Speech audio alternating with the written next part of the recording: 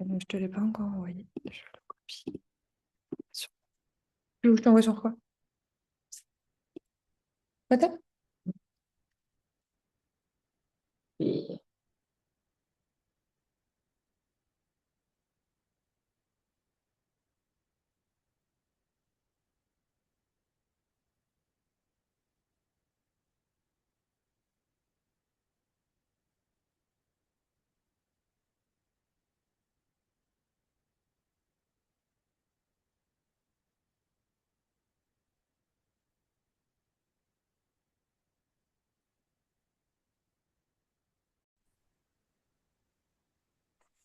Hello les filles, bonsoir.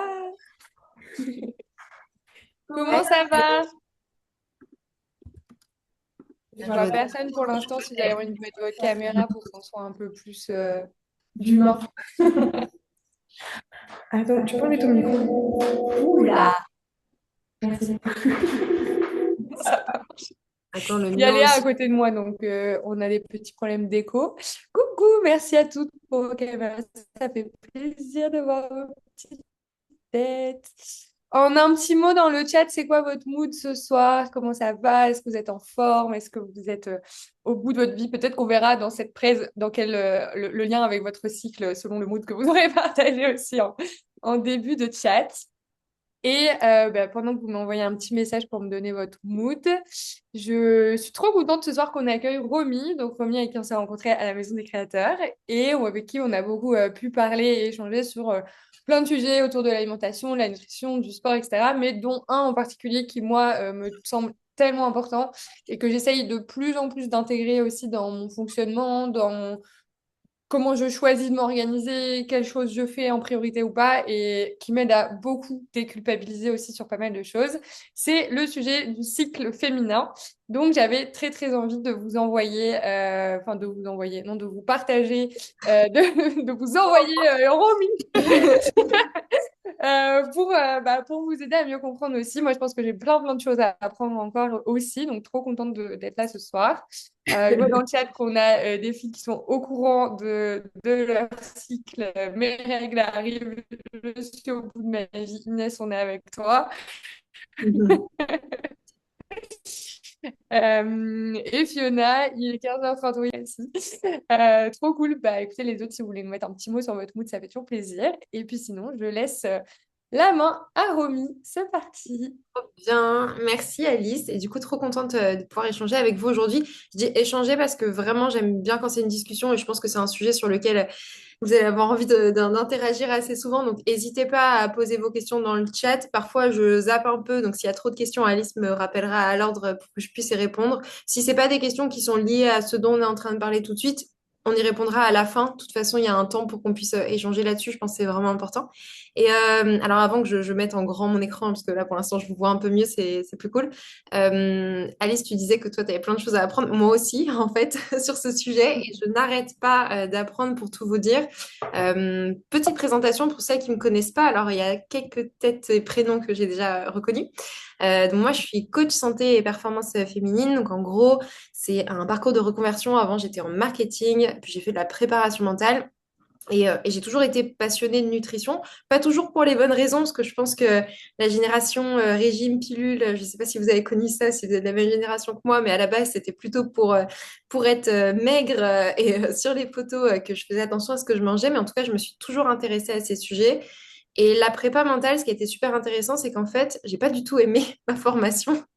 Et ça a été un peu le déclencheur. Je me disais, mais super, on nous parle de cerveau. C'est vraiment le grand mot du siècle, le cerveau. On est supérieur, être supérieur, etc. Mais en fait, on ne nous parle jamais du corps et ça me paraissait aberrant, encore plus en tant que femme, qu'on nous parle de préparation mentale, de visualisation, de mindset, de confiance, sans nous demander comment tu as dormi, mais sinon tu as mal ou ça se passe comment ton cycle.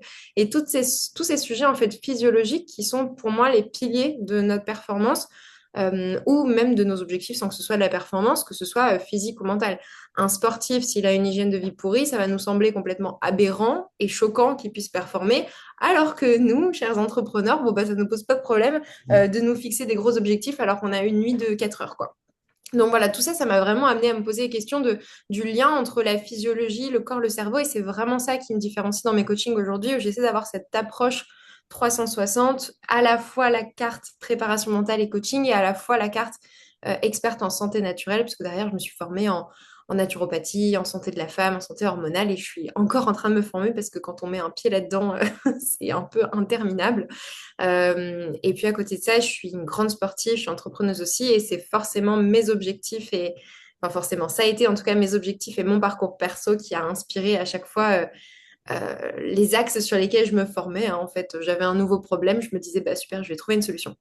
Et moi, aujourd'hui, j'ai vraiment cette approche pédagogique et c'est aussi ce que j'essaie de vous partager aujourd'hui. Je veux pas juste vous dire faites ci, faites ça. Je veux vous permettre de comprendre un peu mieux comment marche votre corps, vos hormones, votre cycle pour que vous soyez autonome en fait et que vous ayez vraiment cette compréhension de vous-même. Parce que je pense que le meilleur hack qui soit, c'est juste de se connaître et de se comprendre et savoir comment on marche. Je pense que ça vaut sur la physiologie et ça vaut à tous les niveaux, même peut-être en finance, tu vois. Je pense que connaître, c'est un vrai hack. Et du coup, bon, voilà, mon but, c'est de vous partager tout ça aujourd'hui.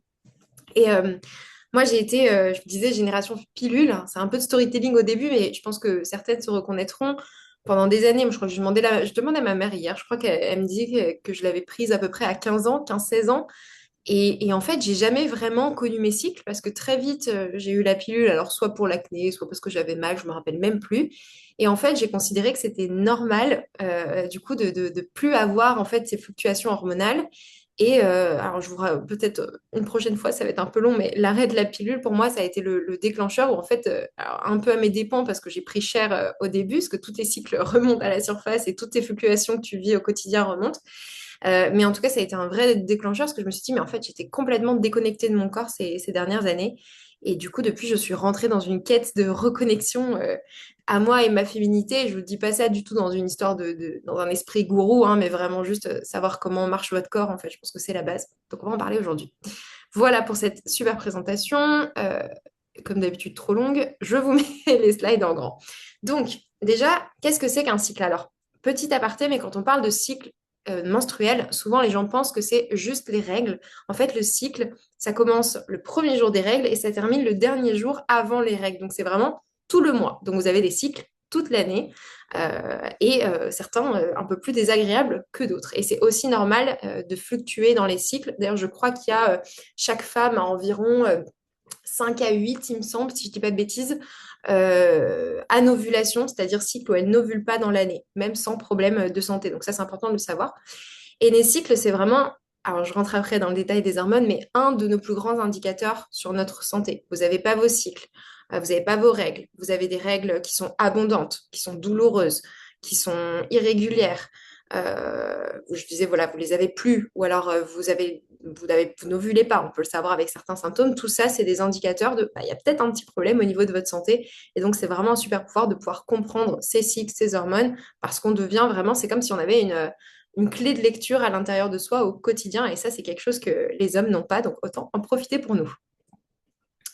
Hop. Et si je prends la pilule, parce que c'est une question qu'on m'a posée, si vous prenez la pilule, alors non, vous n'avez pas vos cycles, en tout cas ce ne sont pas des cycles normaux. La pilule, le principe, en tout cas les pilules, donc les contraceptions hormonales, puisque c'est vrai pour le stérilet hormonal, l'objectif c'est de venir bloquer la production hormonale et donc vous n'avez plus avoir d'ovulation et comme on le verra après, le process naturel de l'ovulation viennent les menstruations. Donc vos cycles que vous avez sur la pilule, c'est un peu des faux cycles. Et les menstruations, c'est des fausses règles. En fait, pour la petite anecdote, au départ, il n'y avait pas ça, sauf que quand la pilule a été créée par ces chers messieurs, hein, parce que sinon ça se saurait bien que ce serait une pilule masculine, eh bien, euh, les femmes avaient plus du tout leurs règles, et c'est parce que les femmes, c'était trop choquant, trop traumatisant, qu'on a mis cette semaine un peu placebo, en fait, où vous prenez une pilule mais qui n'a pas d'hormones, et pour en fait recréer ces menstruations, mais qui sont des menstruations d'arrêt en fait hormonal, qui sont pas vos règles normales. Donc, il faut savoir que, alors, je dis pas que c'est bien ou mauvais de prendre la pilule. Il y a plein de situations dans lesquelles parfois on n'a pas le choix, parfois c'est mieux. Je pense à des situations de SOPK ou d'endométriose qui sont des problématiques hormonales assez douloureuses et parfois la pilule aide à gérer.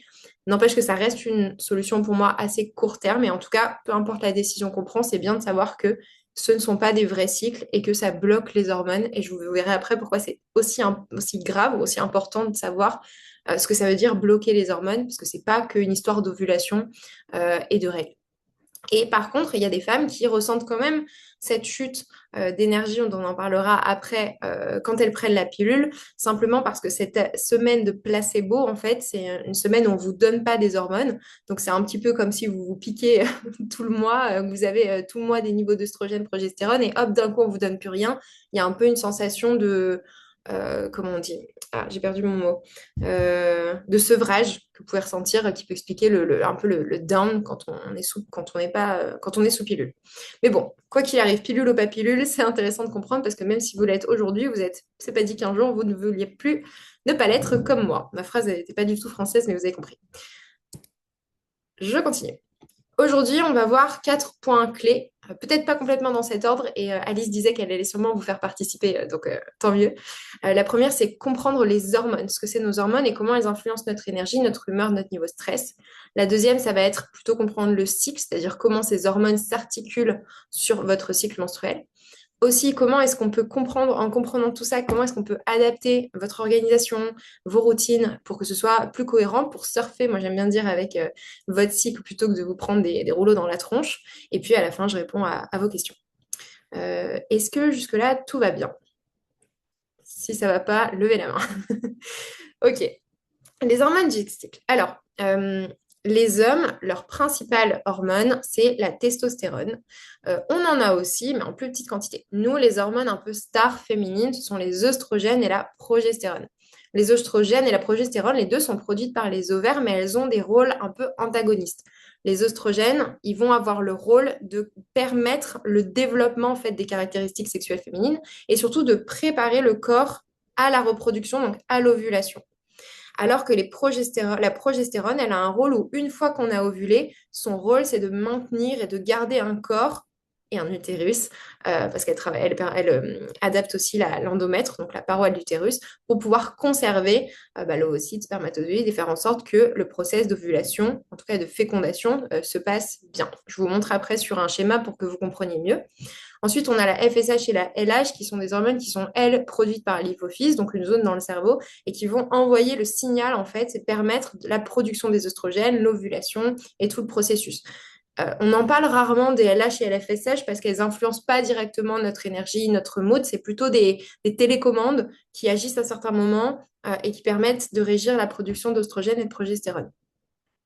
Et puis ensuite, on a d'autres hormones qui ne sont pas les hormones du cycle menstruel, mais qui sont liées directement. Donc, je vous en parlais de la testostérone, qui est produite en plus petite quantité, mais la testostérone, c'est l'hormone de la libido, de la motivation, de la santé osseuse, de la fonction musculaire, de l'influence de l'humeur. Donc, typiquement, un mec sans testostérone, c'est un mec qui n'a pas de muscles, qui n'a pas de libido, qui est tout raplapla et qui a envie de rien. Bah, une femme, c'est un petit peu pareil.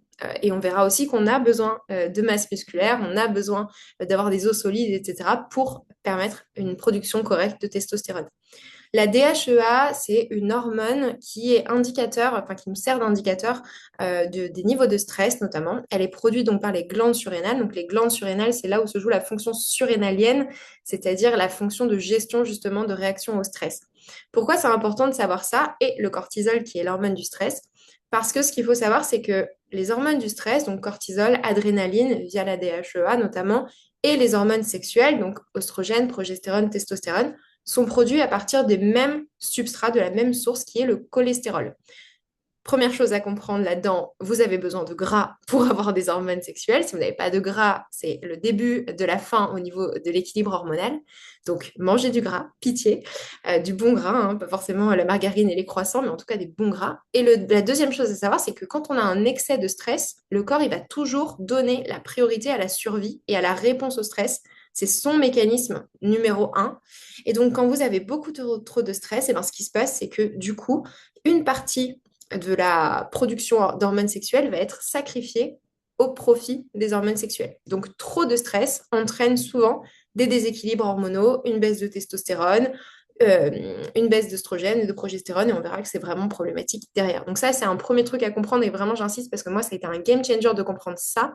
En tant qu'entrepreneuse, surtout, le stress, c'est pas que mental, hein, ça peut être le stress physique aussi, si vous bougez beaucoup, si vous êtes sportif, ça peut être le stress, la charge mentale, le fait d'être tout le temps excité, même si c'est sur des projets que vous adorez. bah, ce stress, plutôt le stress chronique, cette surcharge, elle peut venir poser problème au niveau des déséquilibres, enfin au niveau de la production des hormones sexuelles, donc c'est important de le savoir. Hop, ça c'est pour le petit topo hormones. Ça, c'est juste pour vous montrer un petit peu à quoi ressemble, je ne sais pas si vous le saviez, un cycle hormonal masculin versus un cycle hormonal féminin. Donc, ce qui est sympa, c'est que eux, ils ont la chance d'avoir un cycle sur 24 heures. Donc, sur 24 heures, il y a une production de testostérone qui ressemble à peu près à ce qu'il y a en haut à droite là. Et en fait, vous voyez que on a normalement le niveau de testostérone qui est le plus haut milieu de matinée, entre 6 et 10 heures. Et puis ensuite, il va progressivement chuter toute la journée, se recharger pendant la nuit et remonter. Et c'est toujours ça. C'est pour ça que les hommes ont généralement une libido un peu plus haute le matin. C'est pour ça que eux, ils sont plutôt constants d'un jour à l'autre et que c'est facile de s'organiser en fonction de ça. Alors que nous, quand on regarde en bas à gauche et je rentre un peu dans le détail, bah, on a un cycle d'environ, je dis vraiment environ, c'est une moyenne, 28 jours. Et donc sur 28 jours, nos hormones, elles font comme ça. Il n'y a pas un jour où c'est pareil. Il y a des petites tranches de quelques jours qui sont similaires, mais globalement, ça change. Et du coup, on n'est pas du tout sur un même rythme du jour au lendemain. Et là, c'est le premier point à avoir en tête, c'est qu'on nous a, et je pense que peut-être vous aussi, on vous a peut-être appris à vivre, vous organiser, vous entraîner, comme si vous étiez des hommes finalement, sur un cycle super régulier, comme si on était cadré comme ça sur 24 heures, alors qu'en fait, nous, on fluctue de manière bien plus importante, et ce sur environ 28 jours, plutôt même entre 25 et 35 jours. Donc ça, hop, pour comprendre, voilà. Et si jamais vous avez des discussions, si vous avez des copains, n'hésitez pas à leur envoyer ces petits graphiques dans la tronche quand ils vous font chier, ça fait toujours plaisir. Hop. Donc non, tu n'es pas linéaire. Et oui, c'est une bonne chose. On va voir pourquoi. Ça, c'est le cycle menstruel. En bas, c'est des petits graphiques de ce qui se passe au niveau de votre vagin, de votre utérus, des trompes de Fallope, le processus vraiment d'ovulation et de fécondation. Mais ce qu'on voit là-dedans, c'est que, alors, quand on dit le premier jour des règles, c'est le premier jour du cycle. Vous voyez tout en bas là, on a toutes les hormones basses, plutôt presque même au plus bas, au niveau de cette période de cycle. Donc, c'est normal, c'est les règles. Et en fait, en réalité, on dit que c'est le premier jour, mais dans une logique, c'est plus logique de commencer à réfléchir à partir de la phase proliférative, ici plus ou moins au jour 7. Et ce qui se passe à ce moment-là, c'est qu'on a une augmentation des oestrogènes, donc pour favoriser l'ovulation, pour permettre à notre corps de se préparer à l'ovulation. Cette augmentation des oestrogènes, quand les oestrogènes atteignent leur pic, ça entraîne la production de LH, qui est l'hormone ovulatoire, et c'est là où on sait que quand on a le pic de LH, c'est quand on ovule. Et puis ensuite, quand il y a eu, si l'ovulation a fécondation, bah là c'est différent, mais quand il n'y a pas fécondation, on a ensuite une chute. Non, pardon, j'ai grillé des étapes. On a la chute de LH, la chute des oestrogènes, on a une progestérone qui monte pour maintenir l'endomètre, pour préparer le terrain. Et à niveau là, plus ou moins 21 jours, vous voyez, on a à nouveau une chute de progestérone. Ça, c'est dans le cas où il n'y a pas eu fécondation et où bah, du coup les hormones se disent, bon, bah ok, c'est fini les gars, on remballe, rentrez chez vous, hop, dégringole. Et là, quand on arrive sur la fin de la phase lutéale, on arrive plutôt en général sur une période prémenstruelle et c'est là où on peut avoir souvent des syndromes prémenstruels plus importants. Donc on a vraiment deux grandes phases dans lesquelles il y a en réalité quatre phases. La phase folliculaire, qui est plutôt la phase cool du cycle, où on a plus d'énergie, je vous rentre dans le détail après, mais voilà, on est mieux, on est physiquement aussi à notre avantage. Et puis, on va avoir la phase lutéale, où c'est plutôt la phase des low hormones, donc des hormones qui commencent à chuter, et où là, la progestérone remplace les oestrogènes, et petit à petit, on rentre dans une baisse d'énergie. Je vous partage le détail ici. Hop, des phases. Dans ces phases-là, donc dans la phase folliculaire, on a la phase menstruelle, et dans la phase lutéale, on a la phase... pardon, l'ovulatoire, elle est mal foutue sur le tableau, elle fait encore partie de la phase folliculaire. La phase lutéale, c'est la partie à droite. En phase menstruelle, en réalité, c'est pas forcément la pire des phases quand on dit ah gna gna, t'es au bout de ta vie, t'as tes règles. Oui, c'est chiant, parce qu'en plus, quand on saigne, potentiellement, parfois aussi en tant que femme, on a des carences en fer, donc on a un niveau de fatigue. Mais c'est pas forcément la pire phase d'un point de vue hormonal. Et il y a beaucoup de femmes qui sentent qu'elles ont de l'énergie pendant leurs règles. Première chose, donc, si vous sentez que vous avez de l'énergie, c'est pas parce qu'on vous a dit c'est les règles, vous êtes au bout du rôle, que vous pouvez rien faire. Au contraire, on en reparlera, mais la clé, c'est vraiment d'apprendre à vous écouter vous, parce que chaque femme est différente. Donc, cette phase menstruelle, en général, en règle générale, du jour 1 à 5, on a un peu moins d'énergie.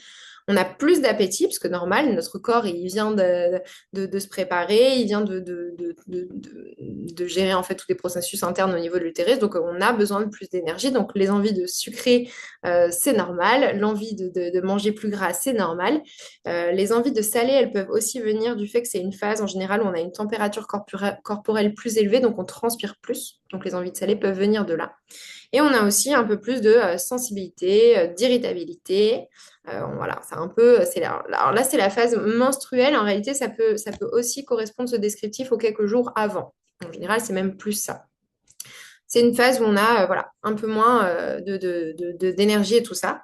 Pourquoi? Bah, simplement parce que les oestrogènes et la progestérone, tout est bas.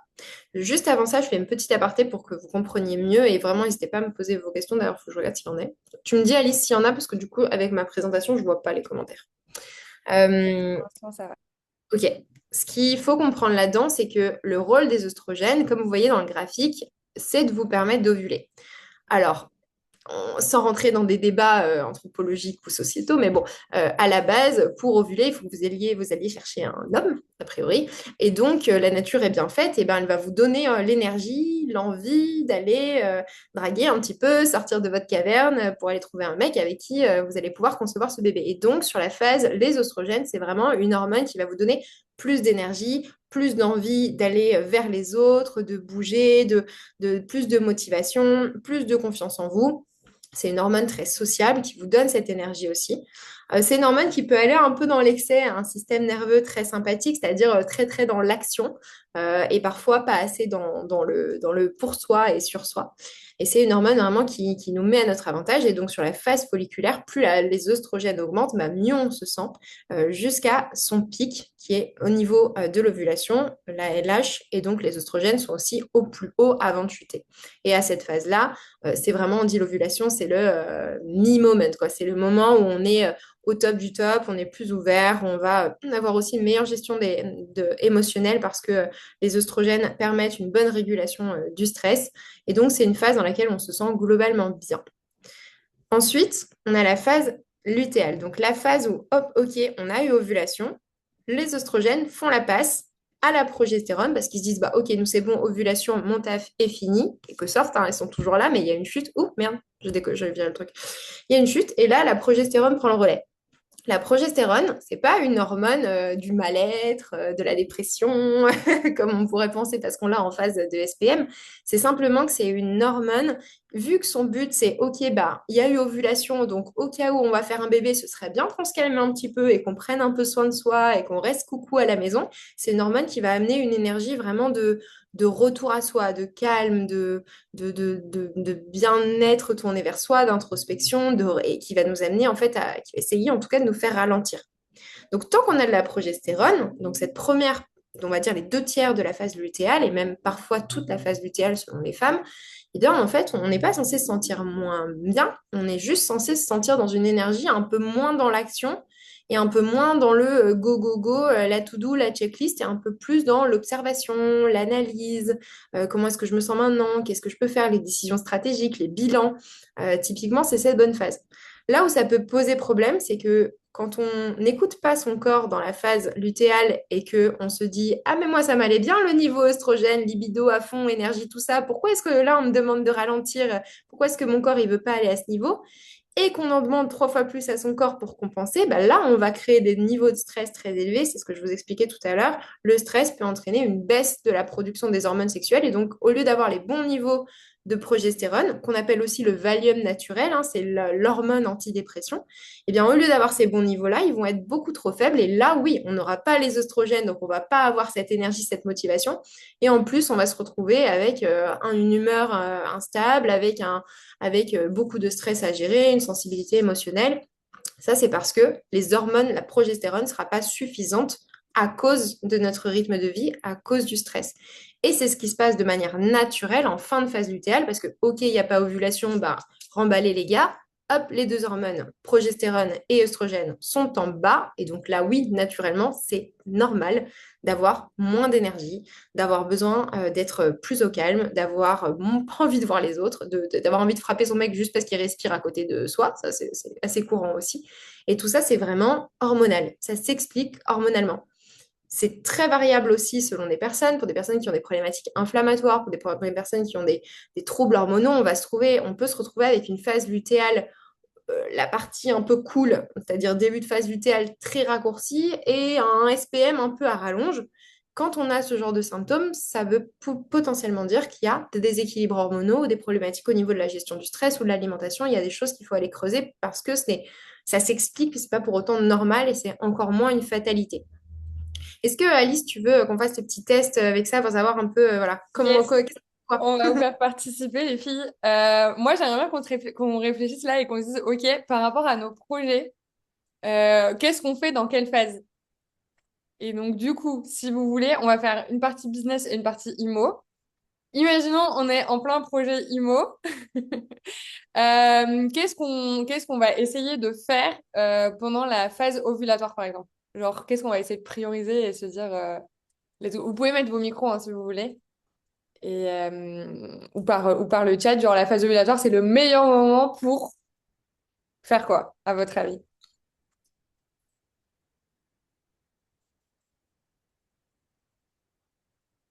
Attends, je vais mettre comme ça je peux voir le chat aussi.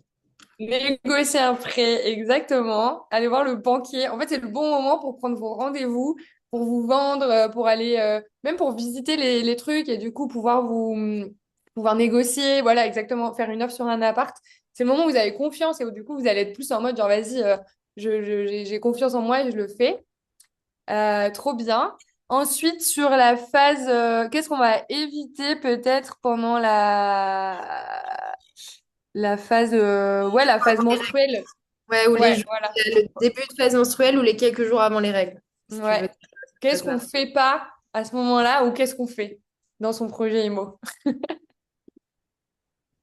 Pendant que les filles elles répondent, Ouais. petite anecdote, mais que moi je trouve cool, c'est que la phase folliculaire, donc à partir à peu près du jour 7 au jour 14 jusqu'à l'ovulation, c'est aussi une phase où esthétiquement, on est censé être à notre avantage. Alors notre peau va Mm. mieux, il y a moins d'inflammation, donc au niveau de l'acné, la peau ça va mieux. On a une digestion qui est bien en route, donc on n'a pas le ventre ballonné et on a même une meilleure symétrie du visage en fait. Même il y a à ce niveau-là, donc n'hésitez pas à aller vous vendre et aller Trop faire des fêtes marrant. aussi, ça peut être le moment.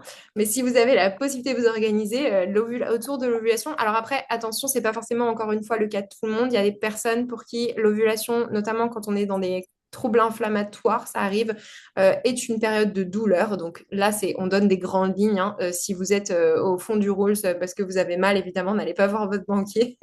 Mm. Mais en règle générale, ouais, c'est plutôt ça. Évitez de Ok. prendre des décisions. Trop Ok. bien. Ouais, c'est ça. Remettez pas toute votre vie en question à ce moment-là. Ne vous dites pas, je suis nulle, c'est pas le bon projet, il faut que je change de stratégie. C'est pas à ce moment-là. Et surtout, ce qu'on fait à ce moment-là, c'est que, bah, en fait, on est sympa avec soi-même aussi. Moi, c'est un truc que j'ai mis longtemps à comprendre où j'avais toujours envie d'être au top, toujours envie d'avancer, etc. Et là, je le vois aussi quand je fais les coachings avec vous, où des fois, vous me dites, ouais, mais je suis pas au top et ça me saoule, machin, etc. Bah, en fait, quand on a moins d'énergie, juste, on fait moins de choses et c'est OK. Ça nous permet de justement se recharger pour ensuite mieux entamer et surfer sur les phases où on a plus d'énergie. Ok, Ouais. du coup, maintenant, version business. Et celles qui n'ont pas répondu dans l'IMO, vous répondez sur le business, hein. Et du coup, Du coup, dans la phase... Excuse-moi, vas-y. vas-y, non, j'allais dire juste pour rebondir, la phase Ouais. menstruelle, enfin fin de phase lutéale et phase menstruelle, ça peut être vu comme une phase un peu relou parce que du coup on a moins d'énergie et tout, mais c'est aussi une phase où on a beaucoup plus d'intuition, on a beaucoup plus de clarté. Donc si vous avez moins d'énergie d'être dans l'action, ça ne veut pas forcément dire que votre intuition n'est pas bonne ou que vous êtes drivé par les émotions. Juste prenez pas de décision à ce moment-là, c'est mieux. Mais par contre, n'hésitez pas à faire du journaling, à noter vos intentions, vos émotions parce que c'est un moment où vous êtes connecté à vous-même et c'est intéressant. Ouais, carrément. Donc, côté business, on profite de la phase folliculaire pour faire quoi? Selon vous. Dites-moi tout. Donc, ouais, du coup, les filles. Ouais, tourner des vidéos, exactement. Ça, c'est plus même ovulatoire. Je pense Mm. folliculaire, moi, je dirais plus pour planifier un peu son mois, se dire, OK, bah, qu'est-ce que je vais faire dans les semaines à venir, ou qu'est-ce que je vais faire de mon trimestre, ou des choses comme ça.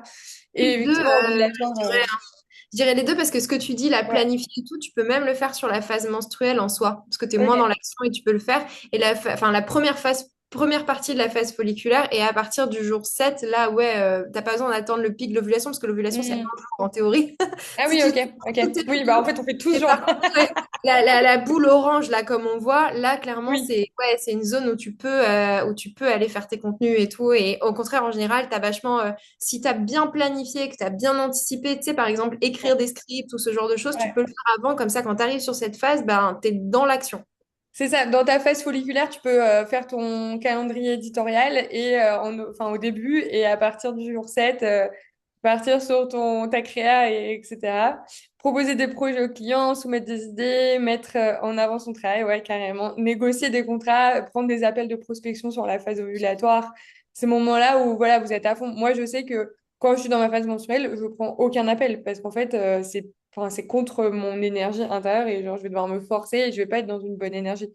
Donc voilà, trop bien. Merci les filles pour Ferais votre... quoi tu ferais quoi, Alice, en début de phase lutéale, tu vois, quand t'as les oestrogènes bas, mais que la progestérone est en train de monter? Bah, peut-être un peu bilan, non? Bilan, se dire, OK, voilà, qu'est-ce qui a marché sur le mois qui vient de passer, des choses comme ça. Ouais, je pense que ça dépend aussi de tout à chacun forcément de comment tu te sens, mais sur cette Ouais, première partie de la phase lutéale, potentiellement, tu as encore plein d'énergie, donc si tu as encore OK. l'énergie, tu continues à être dans l'action, et Trop bien. après, si tu sens que ton énergie, elle baisse, c'est aussi une phase où tu peux aller sur, ouais, sur l'analyse, sur la stratégie, pour le mois d'après, quoi. OK. Clairement. Trop bien. Trop- Merci. Ça, c'est pour ça. Alors, attends, je quitte et je relance. N'hésitez pas si on veut rejouer après sur sur les slides d'après. Je vous ai pris un petit schéma. Alors, c'est pas moi qui l'ai inventé, c'est Gaël de Kiffe ton cycle, qui a un projet justement d'éducation sur les menstruations. Mais j'ai rajouté un petit truc à ma sauce, le dernier là, qui paddle en bas à droite, où elle nous explique justement le cycle un peu en mode surf. Est-ce qu'il y a des filles qui surfent ici parmi? N'hésitez pas à dire oui, mettez votre micro, que je me sente un peu moins seule. Non? Ok. Non, mais je me Bon, doute que chez Fanny, tu devais en avoir plus, peut-être. j'avais pas cette slide encore. Attends. Mais en Ah, gros, ouais, j'ai rajouté cette slide hier parce qu'elle était, je trouve qu'elle était parlante. Et en fait, voilà, vous pouvez imaginer que cette phase folliculaire, la période des règles, c'est pas une phase où vous êtes sous l'eau non plus, hein. C'est plutôt une phase, la phase où vous avez ramé, vous êtes au line-up, donc au bout derrière les vagues. Et en fait, vous attendez la bonne vague. Vous attendez, vous regardez, vous observez. C'est généralement un moment où on se pose sur sa vague. Ça y est, on se dit, ouh, je suis posée, je vais respirer un petit peu, je vais prendre le temps, je vais regarder, je vais profiter du paysage, du coucher de soleil, j'en sais rien. Et c'est un moment vraiment chill, mais où on est avec soi-même. La phase folliculaire, donc la deuxième phase avant l'ovulation, c'est la phase où on rame dans la direction des vagues pour choper les vagues, on est dans l'action. L'ovulation, c'est vraiment le moment où vous vous mettez sur votre vague, vous êtes en plein kiff, vous êtes là, ok, j'y suis, c'est bon, je suis en haut de la vague. Et ensuite, la phase lutéale, c'est assez variable. En fait, le petit truc en haut, c'est un tube. Donc, pour celles qui surfent, c'est quand vous arrivez à rentrer, personnellement, je ne tube pas, hein, dans le tube de la vague. Mais c'est ce moment où vous prenez la vague, mais vous êtes sur la descente. Donc, vous êtes dedans, vous pouvez être dans une énergie d'action, mais le tube, il va se refermer sur vous et vous allez avoir un peu ce côté un peu plus introspectif, un peu moins tourné vers l'extérieur, un peu moins olé olé. Et là où moi j'ai fait mon petit twist, c'est que j'ai rajouté une dernière partie, c'est que je pense que quand on se rapproche de la fin de la phase lutéale, qu'on arrive vers cette période prémenstruelle, on n'est plus trop dans le tube. Là, on est plutôt sur le truc où il faut remonter les vagues dans l'autre sens et on sait qu'on va se prendre les vagues dans la tête. Et c'est quand même bien de le savoir parce que notamment, bah, si on a des variations de mood, si on a une énergie à plat, bah, faut pas se dire, attends, je suis censée être dans le tube. Non, non, en fait, là, je suis en train de remonter. Il faut aussi que je m'économise parce que si je me donne comme une bourrine pour remonter les vagues, bah, arriver en haut, je vais avoir zéro énergie pour prendre la prochaine. Et c'est aussi important de le penser comme ça et de se dire, chaque phase a son intérêt, a son rôle. Et c'est beaucoup plus pertinent d'essayer de suivre l'énergie qu'on a à ce moment-là. Encore une fois, s'écouter, hein, parce qu'on est toutes différentes, pour pouvoir prendre la vague au bon moment. Parce que vous serez jamais au top niveau sur une phase folliculaire ovulatoire si vous avez forcé alors que votre corps vous disait non en phase lutéale. Donc c'est vraiment important de s'écouter. Euh, Attends, qu'est-ce que j'avais mis après? Ouais, je voulais vous demander, voilà, on peut faire un petit jeu, on vous reprend la parole, comme ça vous êtes sûr on est sûr que vous êtes connectés. Je remets la slide après, mais est-ce que vous pouvez par exemple réfléchir un petit peu chacune à dans quelle phase du cycle est-ce que vous êtes maintenant et est-ce que vous avez l'impression que ça colle avec ce que vous ressentez ou pas forcément? Parce que encore une fois, c'est possible que pour certaines personnes, ce ne soit pas le cas. N'hésitez pas à partager dans le chat ou à prendre la parole si vous voulez nous. nous faire votre feedback.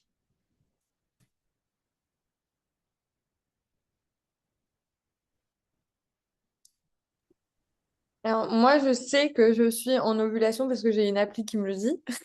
Ok, lettre. Mais par contre, beaucoup de mal à repérer en dehors de ça, tu vois. Genre, je le sais parce que je l'ai sous les yeux, mais sinon, j'aurais pas su te dire où est-ce que j'en étais particulièrement, je pense. L'ovulation, t'es sous contraception hormonale ou pas? Non, non, non, j'ai un stérilet en cuivre. Ok.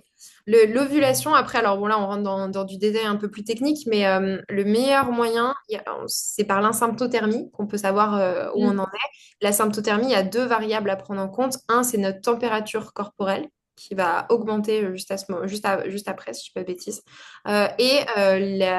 On parle de qualité des glaires cervicales, donc des pertes, où en fait, elles vont varier au niveau de la texture tout au long du cycle et on arrive sur une texture presque blanc d'œuf, un peu étirable entre les doigts au moment de l'ovulation. Et après, moi personnellement, voilà, je peux le dire, hein, j'ai des problématiques hormonales, donc mes glaires cervicales, tout ça, et la température, pour l'instant, je la suis pas.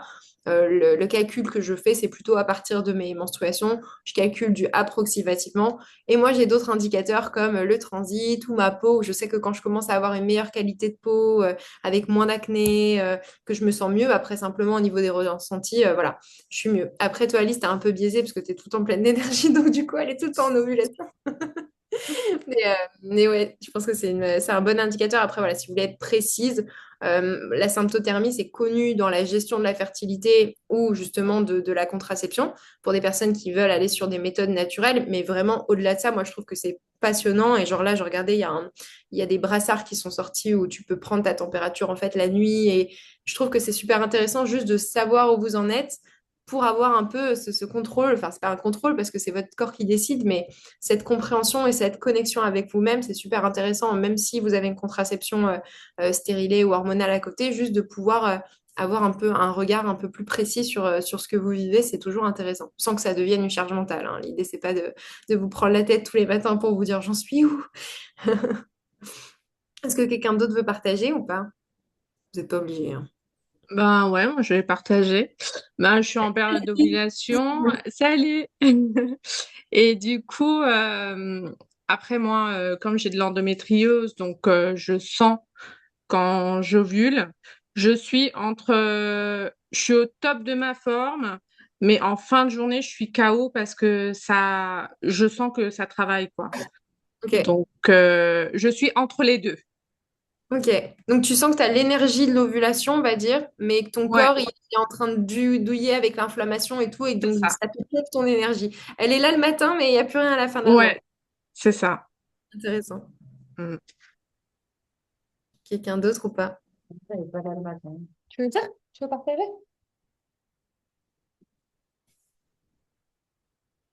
Tac. Il y avait là qui disait l'énergie, elle est pas là le matin, donc tu sais. Ouais, T'as jamais ouais, l'énergie ce matin? non, pas d'énergie. Est-ce que ça, tu fais un lien aussi peut-être avec les hormones et tout, tu vois, le fait d'avoir des gros pics d'énergie, toi aussi, t'as des pics le soir? Bah, l'après-midi. Toi, l'après-midi. Moi, par exemple, le matin, je suis inutile jusqu'à 14h, vraiment. Et par contre, moi, j'ai mes pics d'énergie entre 17 et 22h, tu vois. En tant que femme, pas trop, pas trop. Ça peut parce qu'il y a un peu une variation de testostérone, mais pas énormément. Là, je pense qu'il faudra plus se poser la question soit du chronotype, parce qu'on est tous différents, mais alors attention, le chronotype, quand on dit moi je suis un loup, je suis du soir, personne n'est censé pas avoir d'énergie avant 14 heures. Tout dépend ce que tu dis. On est plutôt sur des variantes de OK, j'ai un pic d'énergie à 6, 7, 8, 9 ou 10, quoi, au niveau des chronotypes. Ça, c'est une première chose. Après, là, on rentre dans le détail de la partie justement santé où le fait d'être fatigué au réveil et d'avoir vraiment du mal à démarrer le matin, c'est hormonal, mais c'est pas hormone sexuelle. Ça peut potentiellement venir du cortisol, qui est l'hormone du stress, mais qui est l'hormone qui nous réveille. Donc, quand on a un cortisol trop bas parce qu'on a un peu trop tiré sur la chaise d'eau de la réponse au stress, alors on peut se retrouver avec une énergie vraiment à plat au réveil. Ça, c'est quelque chose qu'il faut creuser un peu plus sur du diagnostic. Enfin, moi, je ne suis pas diagnostic, mais sur de la prise en charge santé, en parler au médecin. On peut faire doser le cortisol pour savoir si on est à des taux normaux.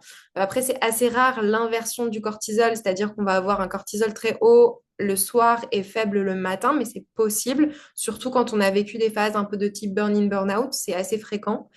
Et après, ça peut aussi être la difficulté à démarrer le matin, ça peut aussi venir de problématiques au niveau de la thyroïde, au niveau du métabolisme, du fonctionnement des mitochondries qui sont vos petites usines à énergie dans votre corps. Donc, d'un point de vue santé fonctionnelle, c'est pas forcément hormonal. En tout cas, il n'y a rien qui expliquerait comme ça vraiment la différence sur la journée d'énergie. Par contre, sur des phases comme la phase lutéale, oui, l'énergie, elle fluctue. Mais si c'est très cadré, par exemple, ok, vraiment avant 11h, 14h, j'ai trop du mal, j'arrive pas à me sortir du lit. Par contre, le soir, j'arrive pas à dormir. On est plutôt sur cortisol, mélatonine, cycle circadien et les sujets de santé que j'ai évoqués que sur des fluctuations hormonales. Par contre, ça peut aussi être lié à, si à l'inverse, certaines d'entre vous, par exemple, ont de l'énergie le matin, mais très vite ont un coup de barre fin de matinée, le midi ou l'après-midi, là, ça peut être lié plutôt soit aux fluctuations d'énergie liées à la glycémie, donc à ce que vous avez mangé, à la réaction de votre corps à la glycémie. Et en général, c'est ça. Voilà, plutôt la réaction de votre corps au niveau au niveau métabolique que hormonal. Mais voilà, ça, il y a tout un tas de, on croise en général les paramètres, les ressentis pour pouvoir émettre des hypothèses et on a la possibilité avec des bilans bio d'aller creuser et vérifier ces hypothèses. Mais non, ça ressemble pas en tout cas, ça s'explique pas forcément comme ça à cette énergie. Bien sûr, en phase lutéale, on est plus fatigué. On a aussi souvent un sommeil un peu moins réparateur. On a tendance à avoir plus de réveils nocturnes. On a une sensibilité glycémique plus élevée. Donc, par exemple, si vous mangez très sucré le soir, vous allez potentiellement avoir un pic de glycémie, une chute de glycémie, donc vous réveillez la nuit à cause de ça. Qu'on a souvent un sommeil, la température corporelle aussi peut faire qu'on se réveille avec des petites suées, des bouffées de chaleur. Tout ça peut fragmenter un petit peu plus le sommeil. Et si on fragmente le sommeil, forcément, au réveil, on est plus fatigué. Donc c'est possible dans ce sens-là, mais ce serait plus une conséquence qu'un lien direct avec les hormones. J'ai répondu? Yes, ok, merci beaucoup. Euh, je voulais faire un petit disclaimer. Hop, je remets mon écran. Tac. C'est que, encore une fois, mais je l'ai déjà dit tout à l'heure, mais je le répète, vraiment, toutes les femmes sont différentes. Tachni nous expliquait que elle, l'ovulation, typiquement, c'était source de fatigue et de douleur en fin de journée parce que elle a de l'endométriose, mais c'est pas forcément ça. Chacun peut avoir aussi des problématiques de santé ou pas, d'ailleurs, juste des fois, tout va bien, mais simplement, on va avoir des variations un peu plus importantes, on va avoir plus d'énergie autour des menstruations, moins d'énergie autour de l'ovulation. Il n'y a pas de bonne, il y a pas de bonne manière d'être dans son cycle, c'est votre cycle à vous, c'est vraiment important de vous comprendre. C'est super intéressant de le suivre et de le traquer parce que ça vous donne des schémas et que ça vous donne des clés de compréhension comment vous fonctionnez. Par exemple, on parle beaucoup de cycle cycling, donc le fait d'adapter complètement son alimentation, ses entraînements en fonction de sa période. Et en général, le cycle cycling, en fait, ils nous disent, voilà, ne faites pas de sport, faites du yoga pendant vos règles, allez faire du cardio intense à l'ovulation.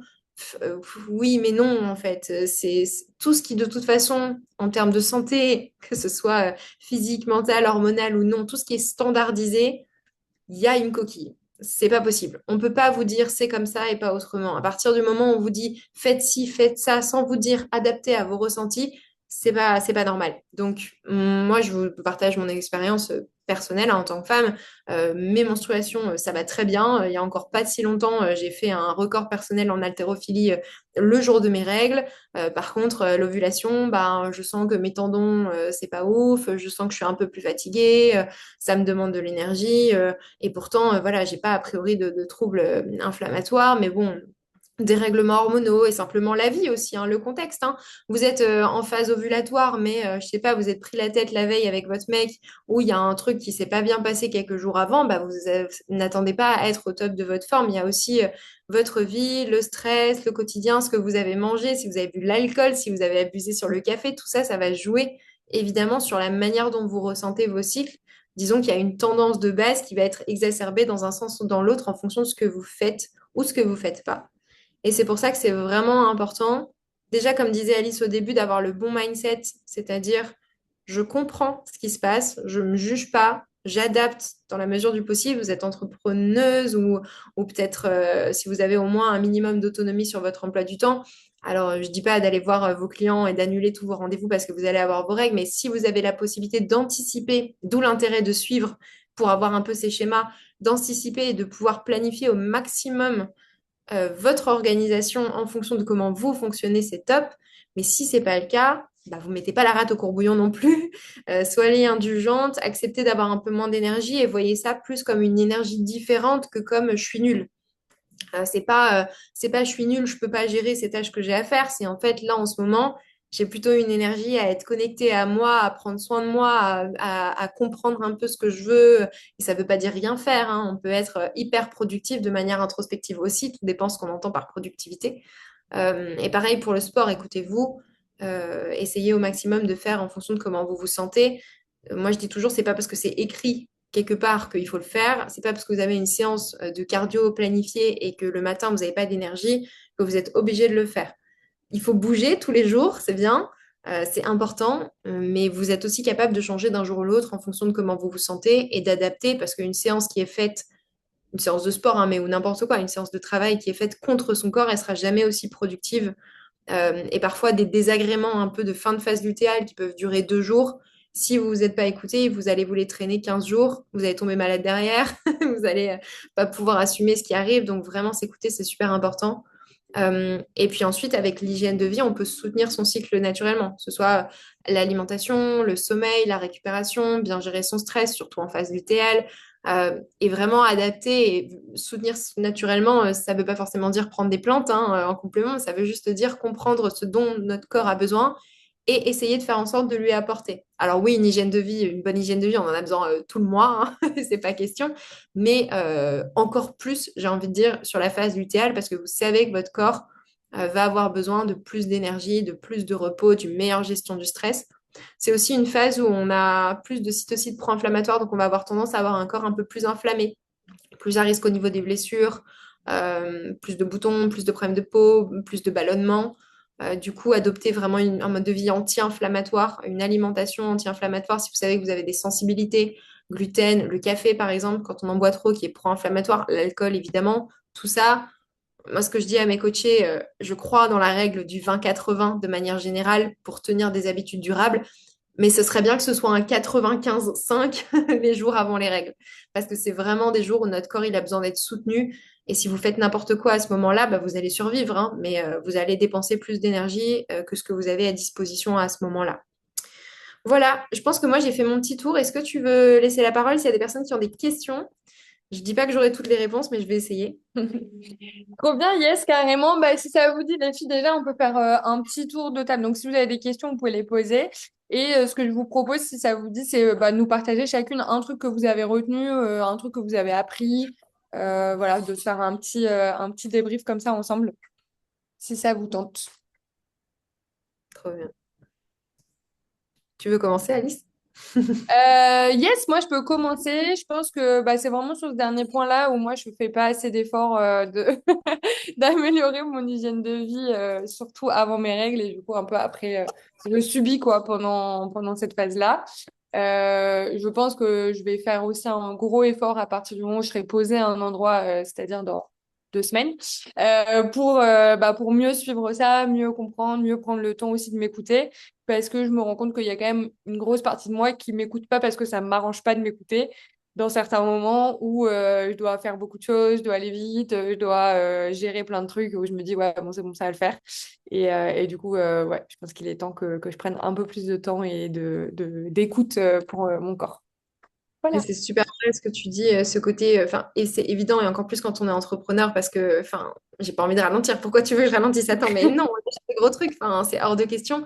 Et je pense que prendre de la hauteur et voir le cycle, enfin, le mois dans son ensemble, tu vois, penser, même parfois penser juste en semaine, et te Mm. dire, mais en fait, si là, je ralentis un tout petit peu là maintenant, si je vais pouvoir mettre plus d'énergie dans 2 jours, parce que si là, je ralentis pas, ben, potentiellement, je suis coincée pendant. C'est comme les blessures dans le sport, hein. Moi, je suis la pro des tendinites.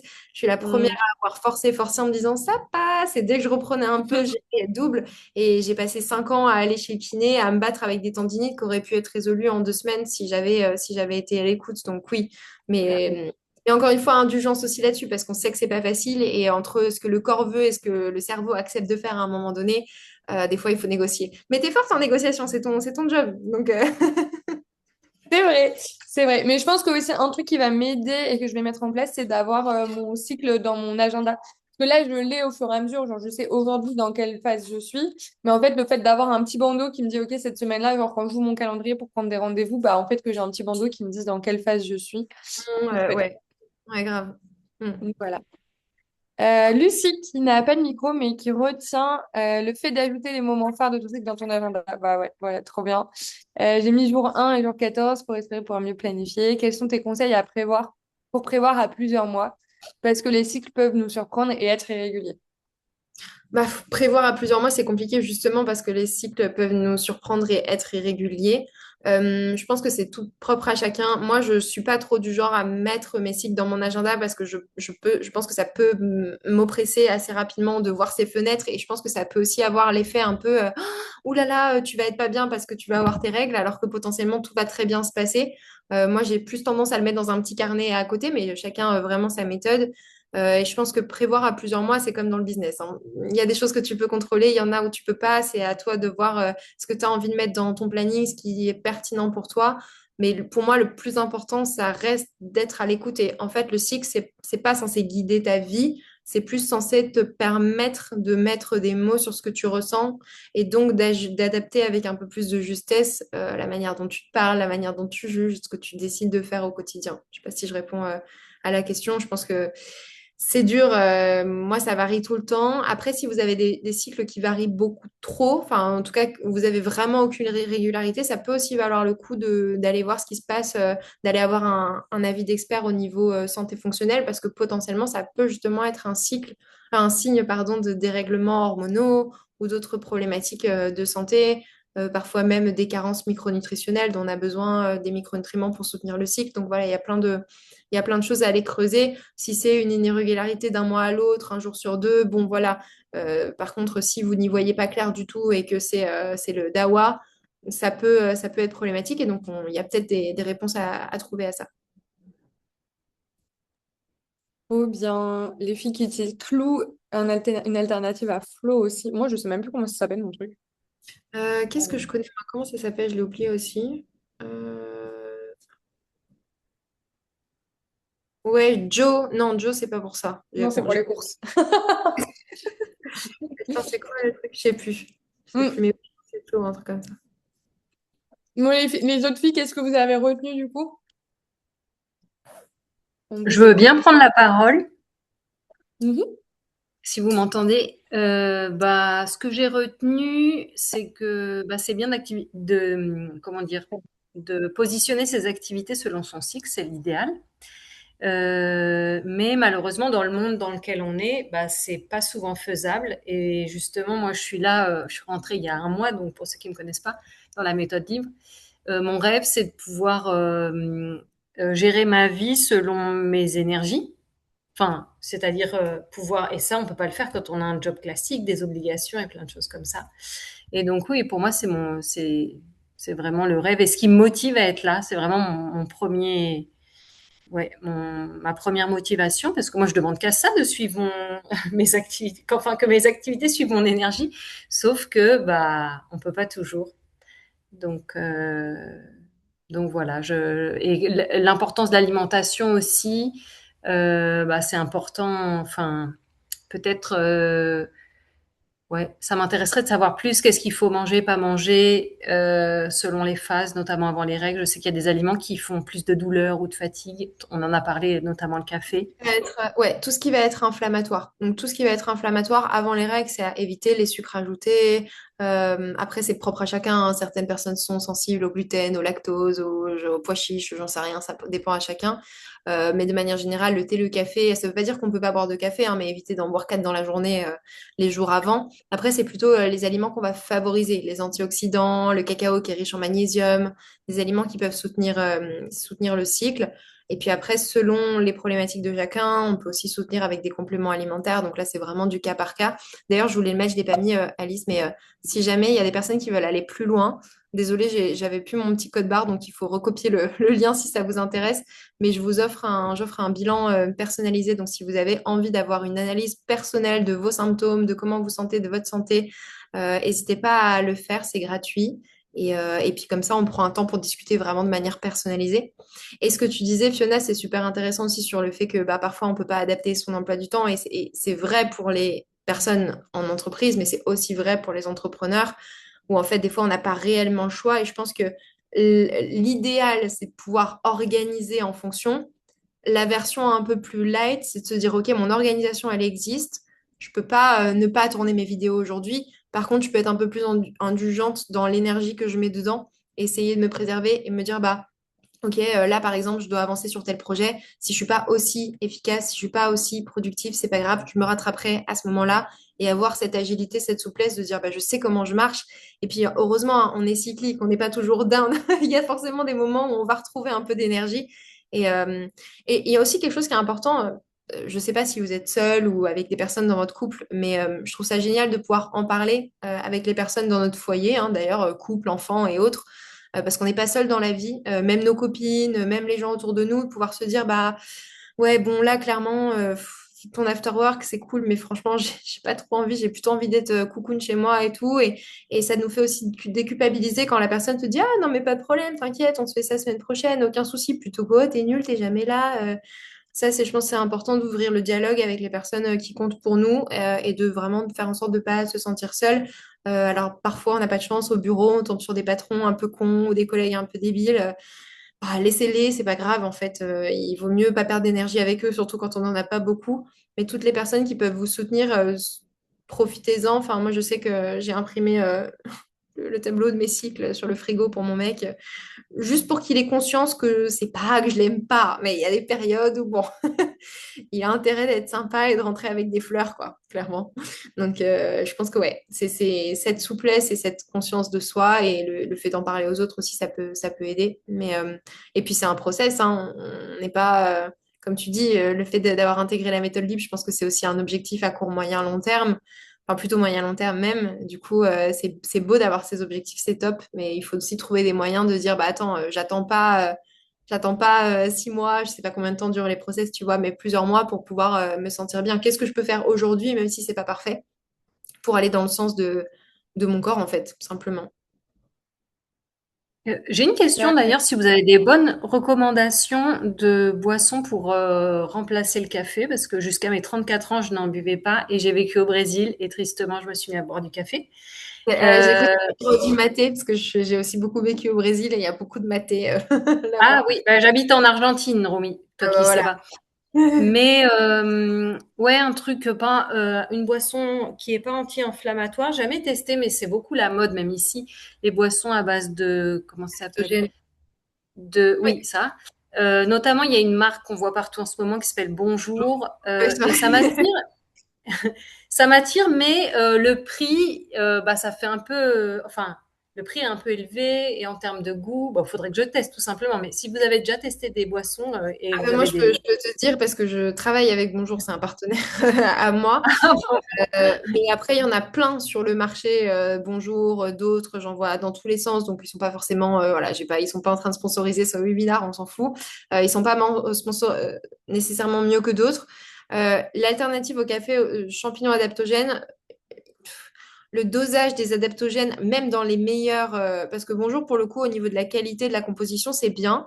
Le goût du café, si tu prends celui au café, si jamais tu veux tester, on est plus proche d'un café instantané. Les autres, on est plus dans des mochas, cacao, etc. Mais c'est pas pour moi le goût proche du café. Tu peux pas retrouver un café là-dedans. Faut pas s'attendre à ça.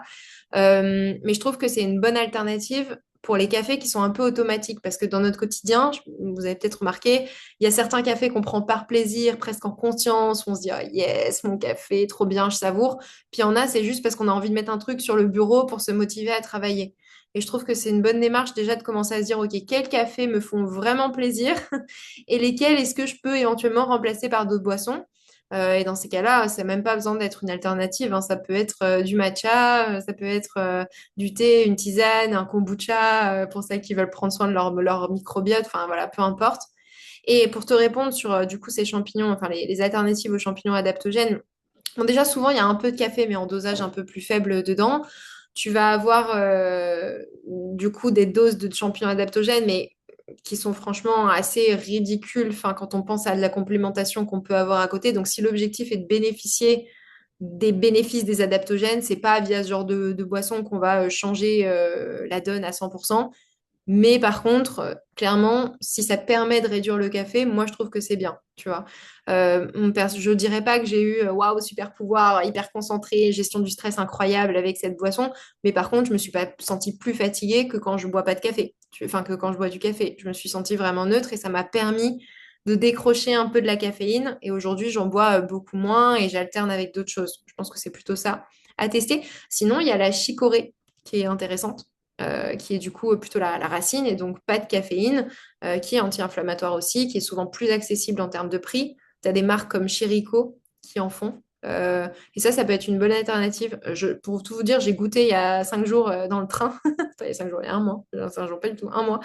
Ça fait déjà un mois que je suis partie à la SNCF. J'ai goûté ça dans le train. J'ai trouvé ça pas mal. Je me suis dit que c'était une bonne idée aussi. Donc, ouais, je pense que ça, c'est pas mal. Après, voilà, les adaptogènes, d'un point de vue complémentation, selon les problématiques, c'est aussi intéressant. Ashwagandha, reishi, qui est beaucoup étudié, mais plus sur du format vraiment complément alimentaire et selon les problématiques spécifiques à faire au cas par cas, quoi. Après, moi, je le recommande un bonjour parce qu'il ne fait pas de mal. Donc, si ça permet de réduire le café ou d'autres marques, c'est quand même cool d'essayer. Et après, en effet, c'est pas forcément quelque chose qu'on fait à terme, hein. Ça peut être, OK, pendant 3 mois, je vois, histoire de décrocher un peu du café. Puis après, peut-être que j'aurai envie de boire d'autres choses. Voilà. Est-ce qu'il y a encore des questions? Et moi, si ça peut vous intéresser, moi j'aime, bon, j'ai jamais eu une grande consommation de café. Quand je prends des cafés latte, je prends des déca. On m'insulte un peu parce que je prends mon café avec du lait, déca et du sucre. Mais bon, voilà, j'adore ce goût-là. Mais à part ça, sinon, moi j'adore quand j'ai besoin d'énergie de prendre du cacao. Mais pas du Nesquik, du cacao cru, sans sucre, pas torréfié, etc. Donc, c'est pas un truc qu'on trouve en grande surface, c'est plus un truc qu'on va trouver dans des magasins un peu spécialisés ou quoi. Parfois dans les magasins bio. Mais moi, ce que j'aime beaucoup, c'est que je trouve que ça a ça donne une énergie, mais qui est pas stressante comme peut l'être le café. Moi, le café, j'en ai. Enfin, quand j'en prends, vu que j'en bois pas beaucoup en plus, mais quand j'en bois, genre, je suis en mode, genre, il faut que je fasse tout dans la minute. Et ouais, voilà, tu vois. Alors que le cacao, ça m'ouvre un peu les sens, ça m'éveille un peu plus, je me sens plus présente. C'est plus diffus, quoi. C'est moins speed. Et donc, voilà, j'aime beaucoup. Souvent, j'en partage dans les summers libres pour vous permettre de tester aussi. Et c'est quelque chose que j'aime beaucoup, qui se prend soit pour une boisson de chez soi ou qu'on peut utiliser aussi dans un cadre un peu plus cérémonial, etc. Comme on le fait en summer. Mais voilà, moi, Ouais. j'aime bien Et aussi cette option. ouais, mais c'est top ce que tu dis. Et pour le coup, oui. Et même le déca, hein, c'est une bonne option, en effet.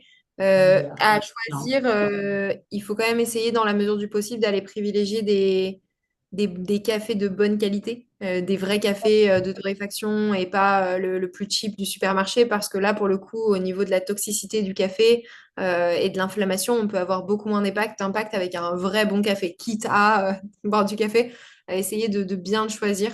Et pareil pour le déca. Pareil pour le déca. Mais ouais, trop bien. Et le cacao, moi, j'en bois pas. Alice, si tu as des marques à recommander, parce que moi, je bois du cacao, genre, tu sais, l'équivalent de, comment là, le cacao amer, quoi, que tu vois, que tu mets dans les gâteaux. Oui, ouais, mais lui, il est cuit. Donc, du coup, Oui, tu perds 40, enfin, 80% des bienfaits. Genre, dans le maté, il y a la théobromine, qui est une des molécules qu'on retrouve que dans le cacao et le maté. Et c'est ce côté-là, enfin, c'est ce truc-là qui donne ce côté un peu d'ouverture du cœur, de connexion et tout, un peu plus spirituel au lieu de juste l'énergie. Et le oui. cacao pur se dilue mal. Comment vous faites? Je trouve que le cacao cuit C'est un- pur se dilue pas trop bien, mais le cru se dilue mieux. Et ensuite, si tu fais chauffer ton lait aussi, ça se dilue mieux. Donc, si tu fais chauffer un ouais, petit tu mets dans peu, ta même si casserole. tu veux le boire froid après, un Après, moi, peu, et j'ai puis les petits voilà. mixeurs électriques, là, Mais, tu sais, hein. J'ai en les... termes de marque, Ouais. oui, les petits mousseurs à lait, là, ouais, ça Ah marche ouais, aussi, ça. ça marche bien. Mais alors Et là, je en suis termes vraiment... de marque en cacao, j'en ai pas une pour l'instant à vous recommander parce que je vais créer la mienne. Ah! Attends, j'ai perdu la Tu nous Désolée. entends? Ouais, du coup, en termes de marque, moi, je l'achète. Ah, on a un décalage. Bon, bref, d'une coopérative qui, du coup, je l'achète en direct de eux pour pas qu'il y ait 1 million d'intermédiaires. Et je vais, une fois que je serai posée au lac, je fais mais je vais pas en faire une marque, genre un business à temps plein. Mais comme je le trouve vraiment particulièrement meilleur que un cacao qu'on peut trouver dans le commerce, je veux pouvoir, quand j'en parle, justement, vous dire, bah voilà, prenez celui-là parce que je sais qu'il est bon. Trop Il bien. est pur et il est fait avec respect de la plante et tout ça aussi. Ah, trop cool, tu nous diras. J'attends Voilà. alors. Bon, bah, trop cool. Est-ce que quelqu'un d'autre a envie de partager? Est-ce que c'est tout bon pour vous? Attends, les légendes. Ok, bon, je crois qu'on a fait le tour. Trop chouette. Bah, en tout cas, merci beaucoup, Romy. C'était trop cool de t'avoir. On a tout appris plein de choses. Je repartagerai ton lien dans le Discord aussi pour les rendez-vous parce que là, peut-être qu'à cette heure-là, on pense plus à manger qu'à prendre à remplir un formulaire pour prendre son bilan. Mais en tout cas, je vous recommande vraiment de le faire avec Romy parce qu'elle va vous poser plein de questions dans le formulaire et après, vous allez pouvoir débriefer des réponses ensemble et avoir un avis. Donc voilà, merci à toutes d'avoir été là ce soir. Merci Romy pour ta présence et je repartage ton formulaire, ton compte Insta. Et voilà. À très vite les filles. Prenez soin de vous. Gros Salut, bisous. merci beaucoup. Ciao.